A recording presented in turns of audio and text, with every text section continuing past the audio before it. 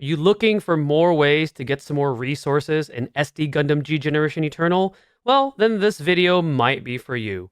What's up everybody, Fortexfiend here. Welcome back to another video on SD Gundam G Generation Eternal, and in this video it's going to be somewhat brief, or I'm going to try to make it as brief as possible. We're going to be taking a look at the shop in-game, and I'm going to be giving you guys my personal advice on some of the things that you should be going for, some of the things you should be prioritizing, and some of the things that you probably want to stay away from.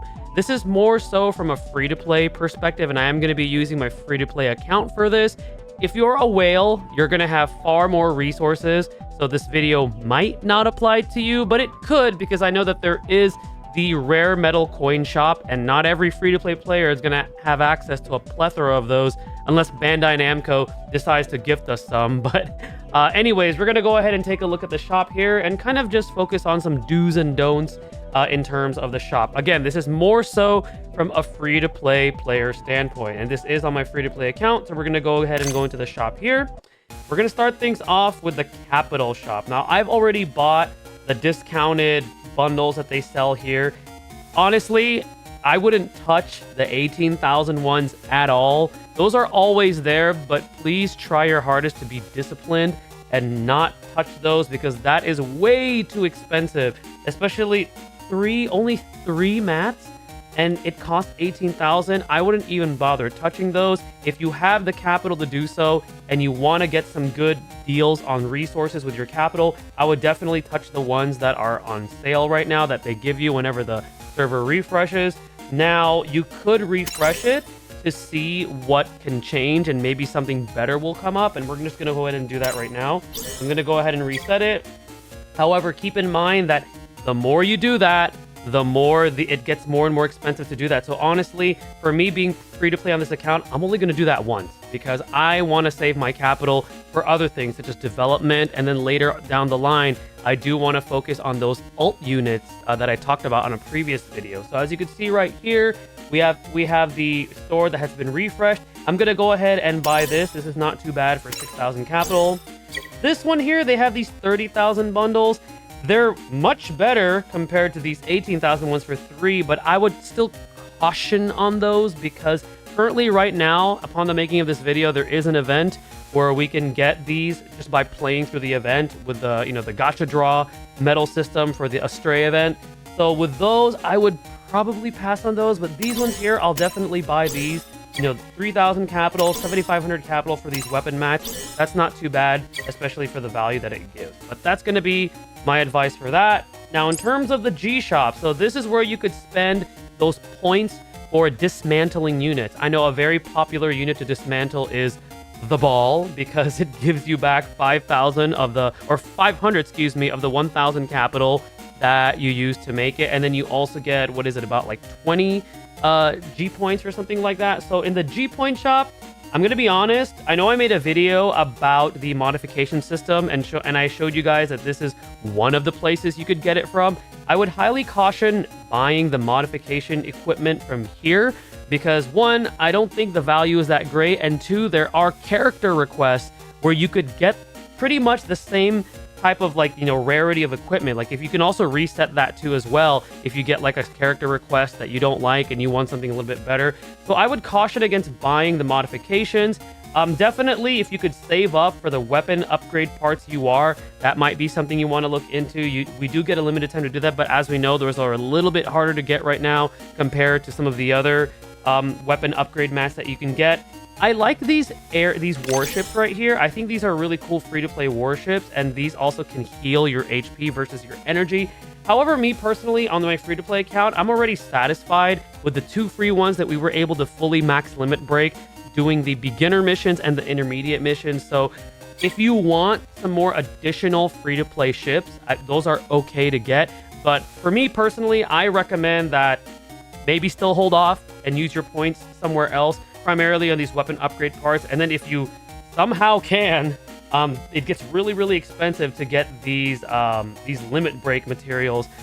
This is more for like whale, dolphin territory right here, but if you can try. But I would still, personally, as a free-to-play player, I wouldn't even really touch those. I'll just wait it out, and when I do decide to do some pulls, if I get dupes, and that's when I'll use them. But those are available for you, but that's more whale territory right there.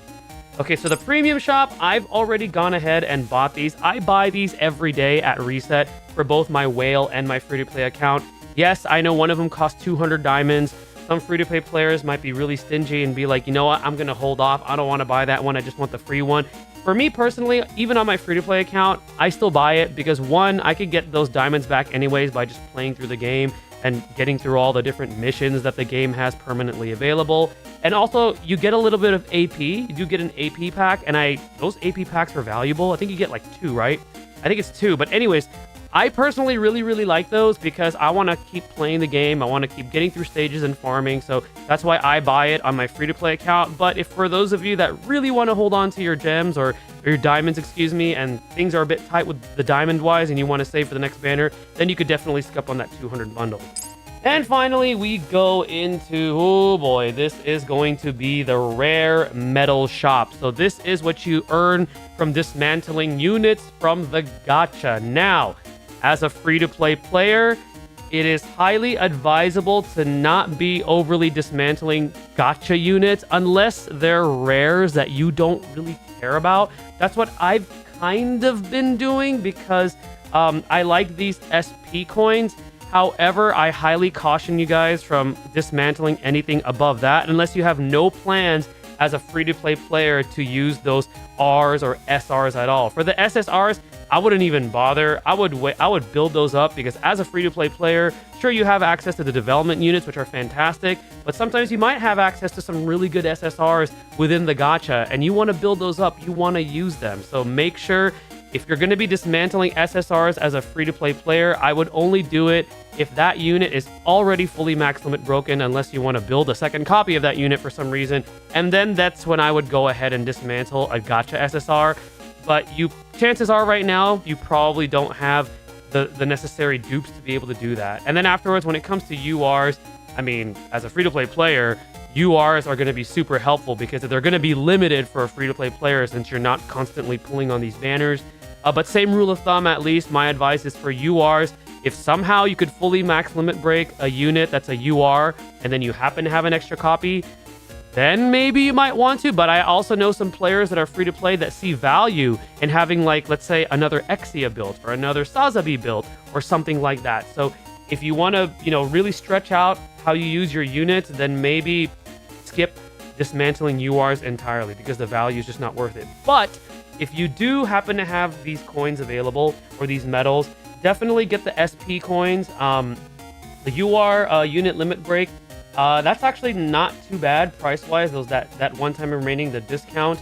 And then let's see here. I would not touch this. That is a waste of these rare medals coming from dismantling gacha. So don't even bother touching the unit upgrade or the character upgrade and all that stuff. That's totally not worth it. But if you can, maybe the ones right up here in the first row, which are going to be the SP coins and also the UR limit break and all for the units that you have that are URs.